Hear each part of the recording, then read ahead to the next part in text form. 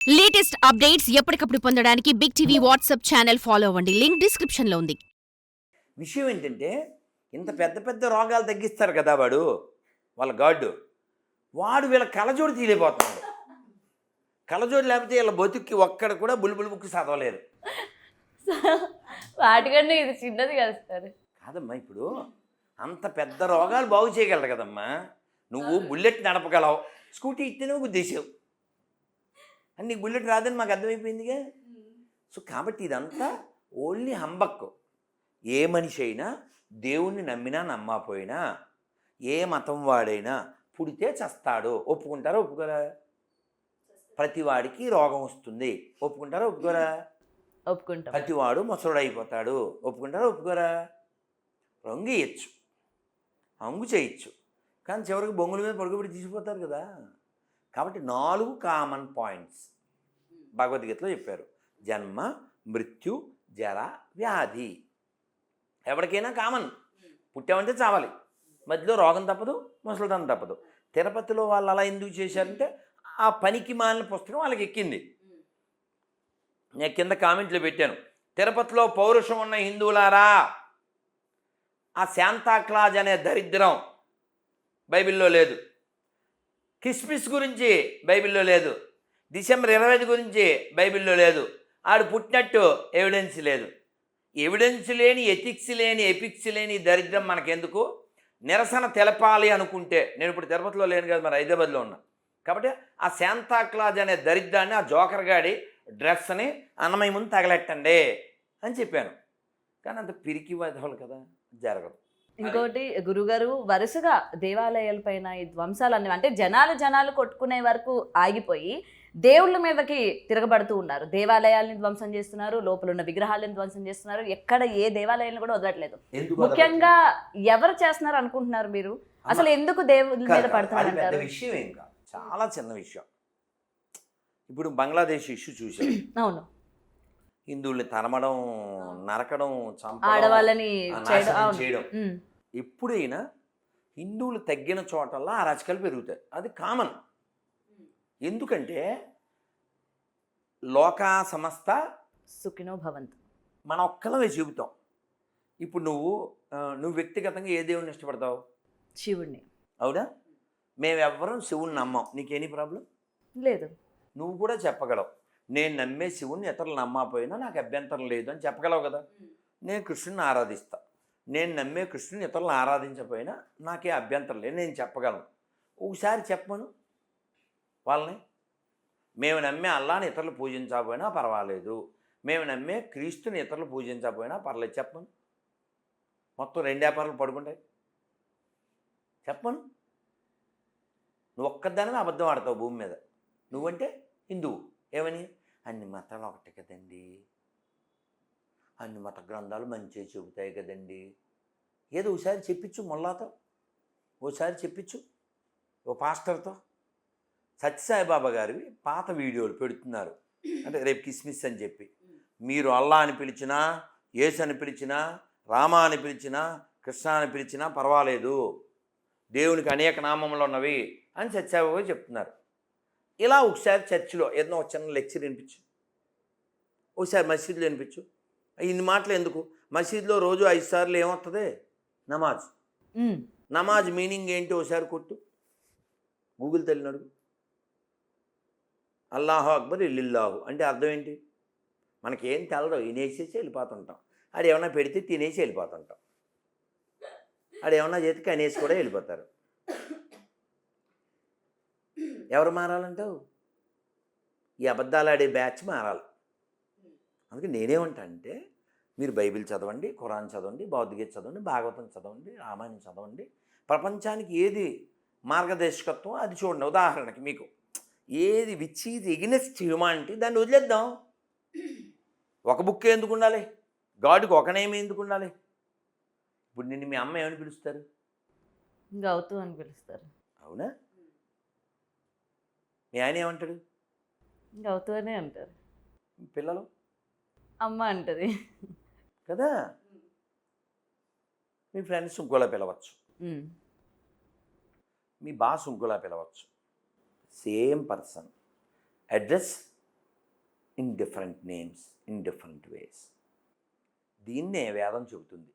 ఏకం సత్ విప్రా బహుదా వదంతి. ఒకటే సత్యం, but called with many names.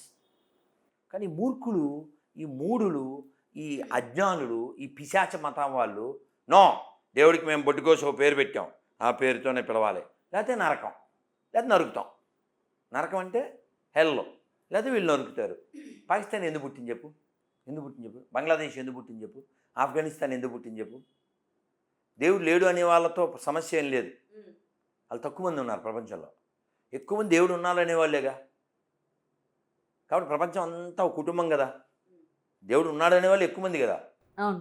ఇన్ని మాటలు ఎందుకు నాన్న? గాజా,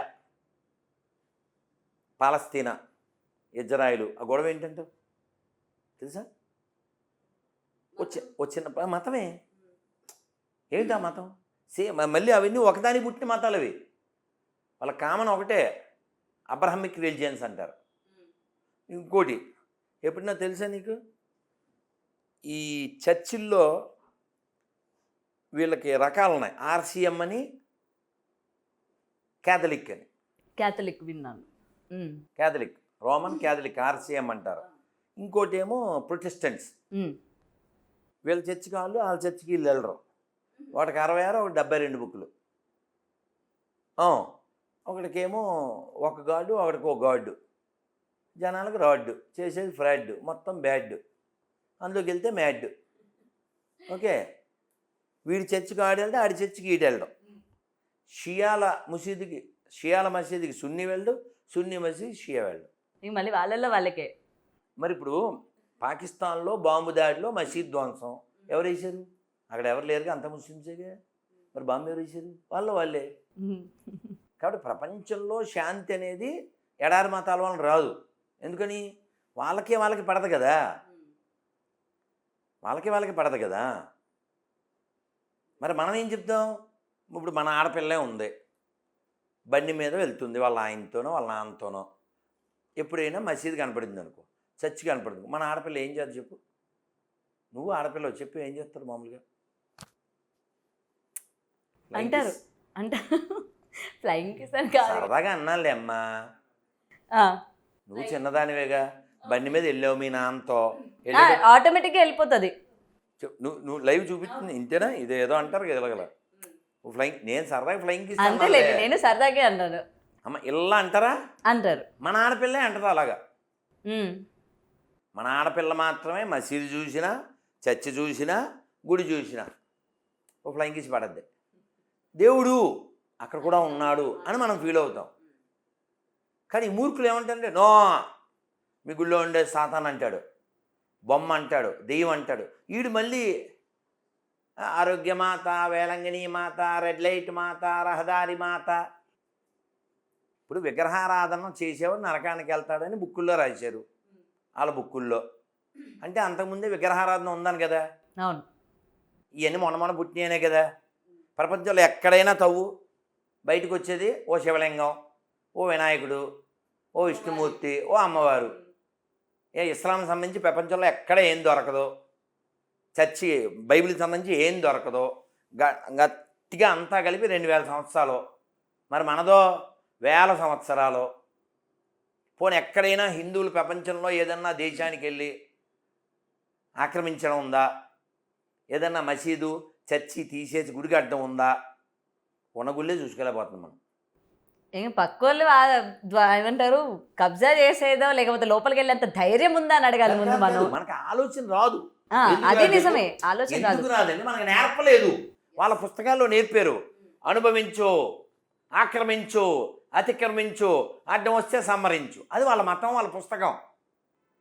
అందుకని వాళ్ళ దాంట్లోంచి తయారవుతుంటారు తీవ్రవాదులు. అది వాళ్ళ పుస్తకం వాళ్ళకి నేర్పించింది. మనకి అది ఏం చెప్పారు? వైరాగ్యం అని ఉంది. ఇప్పుడు మనం ఒక క్వశ్చన్ పేపర్ ఇస్తుంటాం, తెలుసా నీకు? తెలుసుగా మన 26 క్వశ్చన్ వాళ్ళకి తెలదాం. లాస్ట్ టైం ఇచ్చారు అమ్మ. 26 క్వశ్చన్లో ఇక్కడ చోట మనం ఒక క్వశ్చన్ అడుగుతున్నాను. ఎన్లో ఏమని చదువు అమ్మా? వైరాగ్యం తపస్సు గురించి మీ పుస్తకంలో ఏమి ఉంది? అసలు వైరాగ్యం అంటే తెలుసా? నీకే తెలుసు, వాళ్ళకేం తెలుస్తుంది? వైరాగ్యము అంటే అమ్మవారిని అన్నం తినే ముందు అన్నపూర్ణే సదాపూర్ణే శంకర ప్రాణవల్లభే జ్ఞాన వైరాగ్య సిద్ధ్యర్థం భిక్షాం దేహి చ పార్వతి. అమ్మవారిని అడుగుతున్నా, అమ్మ మాకు అన్నం మాత్రమే కాదు తల్లి, ఓ అన్నపూర్ణ, సదా మా కోరికలన్నీ తీర్చేటువంటి ఓ తల్లి, మాకు జ్ఞాన వైరాగ్యాల్ని ప్రసాదించు.